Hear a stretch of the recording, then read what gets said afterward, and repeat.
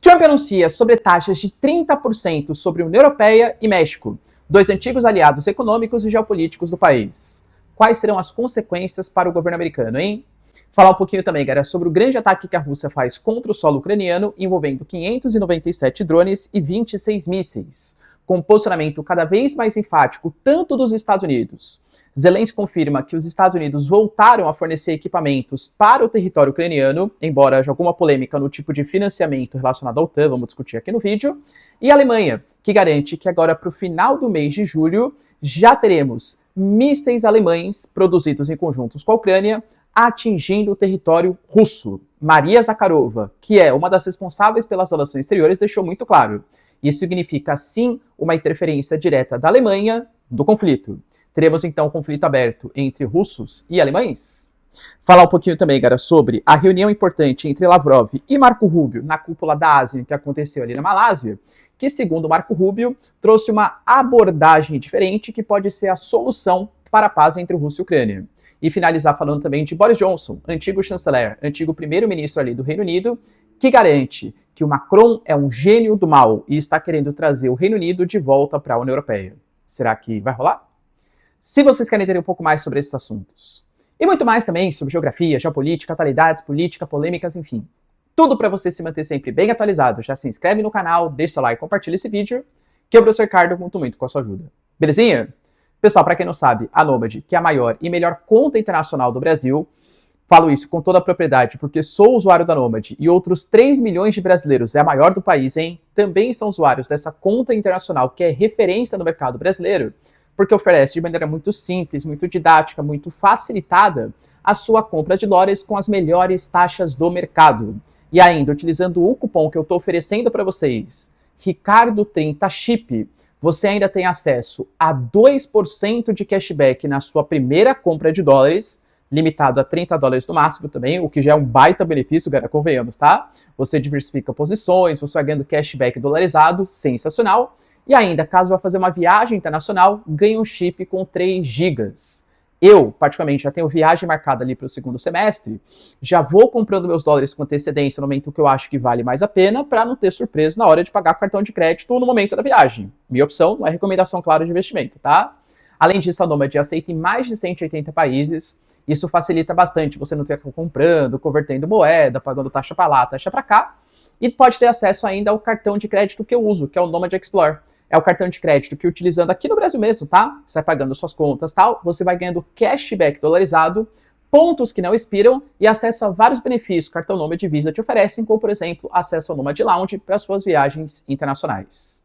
Então, se quiser, pessoal, aqui, ó, QR Code na tela para vocês, cupom Ricardo30Chip e tem acesso à maior e melhor conta internacional do Brasil para diversificar suas posições. Tamo junto? Então, bora lá pro vídeo, pessoal. Seguinte. Como eu trouxe para vocês na introdução, não é só o Brasil que está sofrendo com essas sobretaxas. Já falamos aqui bastante no vídeo de ontem e anteontem, que sim, o Brasil sofreu com 50%, falamos que é a questão dos BRICS, desdolarização, o Brasil de fato tem algumas atitudes um pouco protecionistas, é real, o Brasil tem um alinhamento cada vez mais próximo com os chineses, e isso incomoda o governo Trump, mas enfim, já falamos com mais detalhes nos vídeos passados, mas vem também taxando outros países da comunidade internacional, inclusive aliados. Cara, só um pormenor aqui, tá? Vocês perceberam que o cenário é um pouco diferente, não estou em casa, já volto para casa, para a residência habitual de você. Aliás, tá? Ponto importante. Para quem é velho de guerra, pessoal, estou fazendo um estúdio novinho aqui para vocês. Equipamentos novos, paisagem, tudo ali bonitinho para oferecer o melhor vídeo para vocês. Tenho certeza que vocês vão curtir bastante, tá? Mas vai demorar um pouquinho, mas tá ficando pronto, tá no caminho, tá no caminho. Voltando aqui pro vídeo, tá? E aí, já fez taxas, por exemplo, contra o Japão, contra a Coreia do Sul na casa de 25%, e agora anuncia mais 2 sobretaxas. Uma para a União Europeia, sendo que os dois estavam debatendo há bastante tempo quais seriam essas taxas. A União Europeia queria, claro, né, tarifas menores, e contra o México. Da União Europeia, foi mais aquele copia e cola geralzão, que ele está fazendo para todos os países, pode perceber que o final da carta é praticamente o mesmo para todos. Olha, a gente entende que 30% não é suficiente para corrigir todas as injustiças históricas dessa distorção da balança comercial, dos Estados Unidos estarem importando muito mais do que exportando, mas é o que a gente vê como melhor no momento. Estamos sim dispostos a negociar, caso você queira abrir o seu mercado, caso você queira reduzir as suas tarifas, as tarifas só serão aplicadas no dia 1º de agosto. Então, para a União Europeia foi mais um geralzão. A União Europeia, Ursula von der Leyen, recebeu essa carta, que é a presidente da Comissão Europeia, e ainda não respondeu. Mas na época, quando estava ali no processo de negociação, tá, enfim, ela falou que tentaria negociar até o último momento. Caso os americanos insistissem em fazer essa política de sobretaxas, a União Europeia, sim, responderia às atitudes do governo Trump. Sobre o México, o copia e cola do final estava igualzinho também. Ah, a gente entende a injustiça, tal, beleza? Mas também falava sobre a questão do fentanil. Para quem não sabe, pessoal, hoje os Estados Unidos sofre sim com esse problema. As tarifas que foram aplicadas ao Canadá, elas também foram justificadas, segundo o governo americano, pela questão também, não só, mas também do fentanil. Mark Carney ficou totalmente inconformado, ficou totalmente revoltado com essa proposta, mas enfim, possivelmente o Canadá também vai responder contra o governo americano. Lembrando que Canadá e México têm um agravante ainda, porque Canadá e México fazem parte de um bloco econômico que chamava-se de NAFTA na década de 90, por pressão dos Estados Unidos no final dos anos 2010, começo dos anos 2020, transformou-se em UNSCA. E aí os Estados Unidos já poderiam fazer alguns protecionismos em alguns setores que eles consideram essenciais, mas teoricamente, assim, a contragosto de México e Canadá que aceitaram naquele momento. Afinal, melhor você ter um bloco econômico imperfeito com os Estados Unidos do que não ter nada com os americanos, ainda mais para países que dependem tanto da economia americana como México e Estados Unidos, México e Canadá. Então, essas sobretaxas de 30%, elas pegam muito, cara, muito mesmo, tá? No mercado mexicano e no mercado canadense. Segundo o governo Trump, o México ainda não foi capaz de deter os cartéis que transformaram a América do Norte em um playground do narco, enfim, né? E obviamente não permitirei que isso aconteça. Ou seja, Claudia Sheinbaum, presidente mexicana, Mark Carney, primeiro-ministro do Canadá, e União Europeia, Comissão Europeia, Ursula von der Leyen, vão ter que negociar com os Estados Unidos. Sendo sincero, olha, de novo, né? Trago aqui para vocês. O Trump, ele vem sendo acusado pela imprensa americana, pelos opositores, do taco. Trump always chicken out, ou seja, ele sempre volta atrás. Se ele realmente, entendam, eu não estou desprezando o mercado americano, é o maior mercado do mundo, tem o sistema de pagamento internacional, tem o dólar como moeda mais utilizada tanto para transações como reservas internacionais, é fato que o dólar é uma referência. Será que ele consegue comprar briga com o mundo inteiro? União Europeia, México, Canadá, Brasil ainda, né? Cara, convenhamos que o Brasil tem algumas posições importantes, venda de peças de aviões, por exemplo, da Embraer, café, por exemplo, óleo bruto, a gente fala de suco de laranja, algumas empresas, Starbucks, por exemplo, fala que isso pode impactar até 5% da sua margem de lucro. Uma empresa que vem com margem de lucro, né, bem apertadinha, isso pode trazer alguns impactos, claro. A gente fala de quase de 20%, 30% do café que é importado nos Estados Unidos vindo do Brasil. O Vietnã com 8% é o segundo colocado, tá bem longe. Então pode trazer impactos, claro. Mas será que os Estados Unidos conseguem comprar briga com o mundo inteiro? Na minha concepção, hein? É meio jeito Trump de negociar. Faz ameaça, joga lá em cima, obriga os países a negociarem com os Estados Unidos e sai como bondoso. Entende, né? Por exemplo, pô, vou colocar 50% no Brasil. Não, meu Deus, estamos desesperados, tal. Então beleza, vou colocar só 15%. Entende? Talvez a ideia inicial seria colocar o 15%, mas ele joga 50% e ainda sai como bonzinho quando recua só para 15%, tá? Acha mesmo, galera, que essas tarifas vão para frente dos Estados Unidos? Deixa aí nos comentários. Enquanto isso, na guerra Rússia-Ucrânia, a Rússia continua fazendo ataques bastante efetivos, bastante sensíveis contra o território ucraniano. Percebam que a frente de avanço está meio paralisada. Tanto na região sudeste como na região nordeste, a ofensiva de verão não vem conseguindo grandes resultados. É o fato, tá? Mas, e inclusive com o próprio Estados Unidos falando que desde janeiro, mais de 100 mil militares russos já morreram no campo de batalha. Novamente, informações americanas, né? Cabe a você acreditar ou não. Estou repassando aqui as informações que o governo americano compartilha. Então, os ataques mais efetivos que estão sendo feitos pela Rússia são os ataques de longa distância. Com os drones, os Shahed, por exemplo, segundo a Ucrânia, eles até desenvolveram agora equipamentos que serão capazes de combater esses drones kamikazes, que antes eram feitos no Irã, e agora aparentemente a Rússia já consegue fazer a sua fabricação própria, e também com mísseis. com mísseis que atingem o território ucraniano. Dessa vez a gente fala de 597 drones e 26 mísseis, que trouxeram 2 mortes e 14 feridos. Os ataques eles foram um pouco mais distantes das áreas de fronteira com a Rússia, pegando, por exemplo, em Lviv, próximo da fronteira com a Polônia, e também próximo da fronteira com a Romênia. Foram ataques massivos, ataques bastante importantes. E aí, o Zelensky, mais uma vez, aproveitou para fazer críticas. A Rússia prega o terror. A Rússia fica atacando civis, atacando instalações onde existem crianças, mulheres, enfim.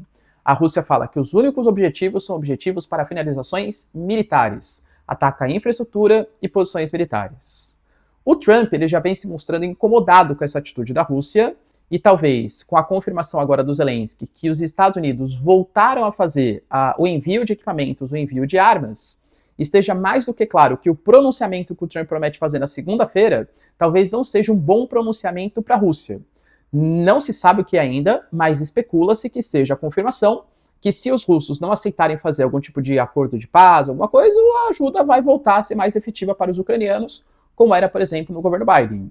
Ou será que serão as sanções secundárias, que podem impactar em 500% quem negocia com os russos? A exemplo do Brasil, que negocia diesel, mas aí é exemplo também da Coreia do Sul, a exemplo da China, exemplo da União Europeia, de vários países que dependem também dos combustíveis fósseis da Rússia. Então, tá nesse suspense. Sobre a questão do envio de armas, os Estados Unidos realmente confirmou, está voltando a enviar armas, mas há uma polêmica envolvida. Por quê? O Trump falou que os Estados Unidos não pagarão essa conta sozinhos e que todo o dinheiro, todo o equipamento que for cedido para os ucranianos, a OTAN terá que ressarcir os americanos. Será, pessoal, que a OTAN tem capacidade técnica, econômica e militar para fazer esse ressarcimento? De novo, está na minha concepção. É o Trump falando alto novamente, ameaçando, mas não sei se ele vai chegar a cobrar a OTAN realmente por esse envio, por esse repasse de equipamentos. Mas se os Estados Unidos estão auxiliando, cara, a Alemanha cada vez mais se posiciona em favor dos ucranianos. O Friedrich Merz, chanceler agora da Alemanha, ele assim se pronuncia fortemente e cumpre, pelo menos até o momento. Ele promete que vai fazer com que a Alemanha seja o maior exército do continente europeu e vem fazendo investimentos na casa de centenas de bilhões de euros para o futuro próximo, justamente com essa premissa. Ele vem resgatando de fato essa força militar dos alemães. E ele tinha anunciado, aliás, que ia ajudar os ucranianos a produzirem os seus próprios mísseis e aparentemente, pelas próprias palavras da Ucrânia, isso vai ser feito. A gente sabe, cara, que hoje, de equipamentos de longa distância, a Ucrânia tem principalmente o HIMARS, cedido pelos Estados Unidos, e os Scalps e o Storm Shadow, cedido pelos britânicos e pelos franceses. Era um pedido desesperado do Zelensky para que os mísseis Taurus, mísseis que são muito mais furtivos, são muito mais precisos, têm uma capacidade de 500 km de alcance, fosse cedido pelos alemães. Só que a Alemanha, tradicionalmente, claro, depois da Segunda Guerra, deixando bem claro, tá? Não costuma se envolver diretamente nesses conflitos assim. Então o Olaf Scholz era meio... Não, a gente ajuda financeiramente, mas não vamos se envolver diretamente. Aliás, na Alemanha existe um problema, porque a esquerda, a centro-esquerda e a direita nacionalista da AfD, da Alternativa para a Alemanha, não concorda com essa política do Friedrich Merz e considera que é um envolvimento direto da Alemanha no conflito. Mas o Friedrich Merz, a CDU, confirmou, a gente vai produzir, e aí fica aquele, não sabe exatamente. Professor, a Alemanha vai ceder os mísseis Taurus diretamente? A Alemanha não confirmou isso, mas a Alemanha fala que está produzindo mísseis de longo alcance, talvez similares aos mísseis Taurus, em conjunto com os ucranianos, com financiamento alemão, para serem utilizados na frente de batalha. E aí o general ucraniano deixou claro que esses sistemas eles serão capazes de atingir alvos em profundidade no território russo, tais como depósitos, centros de comando, aeródromos e sistemas ali locais de aviões. Segundo a Alemanha, essa produção, dentro de um futuro próximo, vai chegar na casa de 3 dígitos, ou seja, estão falando de centenas de equipamentos a serem utilizados. Maria Zakharova, uma das responsáveis pelas relações exteriores, foi bem clara, explícita. Se mísseis Taurus ou similares produzidos pela Alemanha forem utilizados para atacar o território russo, isso significa envolvimento direto da Alemanha no conflito. E a gente sente na capacidade de atingir o território alemão. Pelo menos, claro, talvez não os centros políticos, né, onde está o Friedrich Merz e tal, mas muito possivelmente os centros de produção desses equipamentos, tanto na Ucrânia como também na Alemanha. Tá certo que também, vamos ser sinceros, quando os Scalps e os Storm Shadows foram cedidos pelos britânicos e franceses, a Rússia falou a mesma coisa e até agora nada aconteceu. Quando os americanos cenderam o HIMARS, também, nossa, envolvimento direto. Como vemos, até agora não aconteceu. A Rússia já falou de linha vermelha sendo ultrapassada umas 300 vezes nessa guerra, e grandes ataques contra membros da OTAN não foram feitos até o momento. Vocês acham que a Rússia teria capacidade de atacar algum ponto no território alemão? Deixa aí nos comentários. Além disso, cara, tivemos também uma reunião importante da ASEAN, que foi localizada ali na Malásia, a cúpula, né?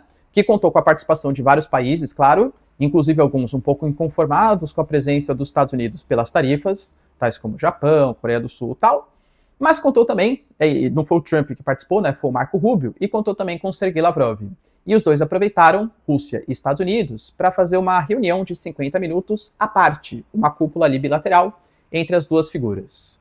O Marco Rubio deixou muito claro que o Trump está inconformado, está bravo com a situação, está desapontado com o governo Putin pela falta de flexibilidade dos russos em trazer algum tipo de proposta ou negociação de paz. A Rússia mantém o pé firme e fala que só aceita negociações se tiverem eleições na Ucrânia, se os territórios que foram invadidos, ocupados, ficarem com a Rússia, se a Ucrânia se comprometer a não entrar para a OTAN em um futuro próximo e se os europeus deixarem de financiar a Ucrânia para essa máquina de guerra. O próprio Sergei Lavrov, por exemplo, colocou que ele falou para o Marco Rubio ontem que vários trechos ali de citações do Zelensky e outros líderes ucranianos afirmando que há uma necessidade de destruir os russos legalmente e fisicamente. E ele fala, o que eu posso fazer? Se a Ucrânia recebe equipamentos dos Estados Unidos, recebe equipamento dos europeus e fala que o objetivo deles é destruir legalmente e territorialmente os russos, a gente vai ter que se defender. Então a Rússia tenta vender a ideia que, na verdade, é uma defesa contra as alegações ucranianas. Não sei se o Marco Rubio exatamente compra essa ideia, ainda mais nesse momento de desapontamento do governo Trump. Mas o Marco Rubio deixou claro que, além dessa frustração do Trump, ele teve uma boa notícia, que foi uma nova proposta feita pela Rússia, ou pela Rússia com os Estados Unidos. Uma abordagem diferente e nova, que pode ser um avanço no processo de paz. Professor, e qual será essa abordagem nova? Olha, juro que eu não sei, hein? Tentei fazer aqui exercícios de imaginação, tal, por quê? Porque as propostas que a Ucrânia e a Rússia apresentam são completamente diferentes. Não tem nenhum ponto de convergência. E como a frente de batalha está paralisada e a Ucrânia está prometendo receber mais ajuda estrangeira, bem como os russos, com parceria com a Coreia do Norte e tudo tal, talvez os dois ainda vejam chance de vitória. Cara, você acha que pode ter algum tipo de acordo de paz com os dois países, vendo chances de avanço, chances de vitória, chances de defesa, e com pontos de concordância que são mínimos, para não falar zero? Eu particularmente não vejo em um futuro próximo. Vamos ver aí na segunda-feira qual vai ser essa declaração tão impactante do governo Trump. E para finalizar, pessoal, Boris Johnson, ex-primeiro-ministro do Reino Unido, deu uma declaração bastante polêmica, lembrando que Macron está em visita oficial ao Reino Unido. Aliás, só fofoquinhas aqui da geopolítica. Cara, a Brigitte Macron e o Macron estão com algum problema, hein? Mais uma vez, a Brigitte Macron, aliás, o Macron tentou dar a mão para sua esposa, a Brigitte Macron, ela foi lá e tirou a mão, ficou insatisfeita e tal. TV Fama aqui, né? Não sei se existe TV Fama ainda, mas TV Fama aqui da geopolítica. Passado o momento TV Fama, né, do fofoquinhas, Nelson Rubens aqui, voltando. E o Macron fez essa visita oficial em um momento em que há um aumento da insatisfação não só com a política do Reino Unido com Keir Starmer, mas com todos os outros políticos anteriores, principalmente pós-Brexit. Há um certo sentimento de descontentamento, os arrependidos do Brexit. Professor, por que o Brexit aconteceu? Muita gente acha que é só pela questão da xenofobia. E claro que tem participação nisso. Naquele momento histórico, a gente tinha o ISIS, aquele grupo, né, extremista tal, realizando ataques em todo o continente europeu, ou em vários países do continente europeu, França, Reino Unido. Era um momento também em que aumentava-se a crise dos refugiados de alguns países, isso trazia um sentimento de satisfação, mas cuidado, é uma análise um pouco rasa achar que é só pela questão migratória. Tinha também uma questão muito forte de identitarismo, uma questão de orgulho nacional, e uma questão de não depender tanto assim da União Europeia. A gente sabe que hoje a União Europeia é organizada quase como se fosse um mega país, tem a Comissão Europeia da Ursula von der Leyen, tem o Conselho Europeu, o Parlamento Europeu, que é o poder legislativo, tem o Tribunal Europeu, que é o poder judiciário, e essas instâncias da União Europeia ganham muito poder frente aos parlamentos e às instâncias nacionais. E o Reino Unido nunca gostou dessa ingerência, principalmente propagada após ali o Tratado de Lisboa. Então, o Reino Unido pregava por essa saída também para a manutenção da independência. O Nigel Farage, que até hoje é um político importante do Reform UK, ele fez um pronunciamento assim bem impactante, quer você concorde, quer você não, no Parlamento Europeu, falando: tenham ciência, isso na despedida do Reino Unido da União Europeia, tenham ciência, nós britânicos não odiamos a Europa, a gente odeia a União Europeia. Quando os nossos antepassados, em 73, fizeram com que o Reino Unido entrasse para o mercado como europeu, a gente não queria uma bandeira única, um hino conjunto, um exército comum, instituições comuns, a gente queria livre comércio. Se vocês quiserem livre comércio com o Reino Unido, tamo junto. Agora, se quiserem fazer esse mega país e acabar com a nossa soberania, não gostamos dessa ideia. Só que os impactos econômicos relacionados à entrada de mão de obra, investimentos estrangeiros, parcerias econômicas, aparentemente estão sendo maiores do que os benefícios dessa autonomia política, pelo menos para parte da população. E aí, ao mesmo tempo, continua com uma crise dos refugiados. Pô, galera, querendo ou não, a gente teve, por exemplo, ano passado, o movimento Stop the Boat, feito pelo Rishi Sunak, antigo premier. Agora a mesma coisa. Só em 2025 a gente já teve 20 mil imigrantes entrando nas embarcações ali em direção à Grã-Bretanha. E aí o Nigel Farage, o mesmo que fez o discurso no Parlamento Europeu, pede para que o Keir Starmer, que já vem sendo questionado pela população do Partido Trabalhista, o Keir Starmer decreta um estado de emergência porque é necessário. Sabe o que o Boris Johnson está alegando? Que, na verdade, isso é um plano do Macron. O Macron é um gênio do mal, segundo ele. O Macron vai continuar enviando barcos e mais barcos até que aceitemos a sua alegação absurda e ofensiva de que os britânicos foram tolos por acreditarem em mentiras e de que a imigração ilegal se tornou um problema tão grave que chegou a hora de reconhecermos que o Brexit foi um erro. Ou seja, parte da população não votou para sair da União Europeia porque acreditava que controlaria as fronteiras. O fluxo migratório continua acontecendo. E aí, qual que é a alegação para o Brexit agora? Segundo Boris Johnson, isso é uma tática dos franceses de incentivar a migração pelo Canal da Mancha, que separa a Grã-Bretanha da França, para que os arrependidos do Brexit aumentem a sua voz e façam que o Reino Unido volte para a União Europeia. Você acha, pessoal, que o Macron teria essa capacidade para fazer os britânicos voltarem para o bloco europeu? Deixa aí nos comentários, quero saber a sua opinião. No mais, galera, se vocês curtiram o vídeo, tamo junto, beijos, abraços e tchau, tchau.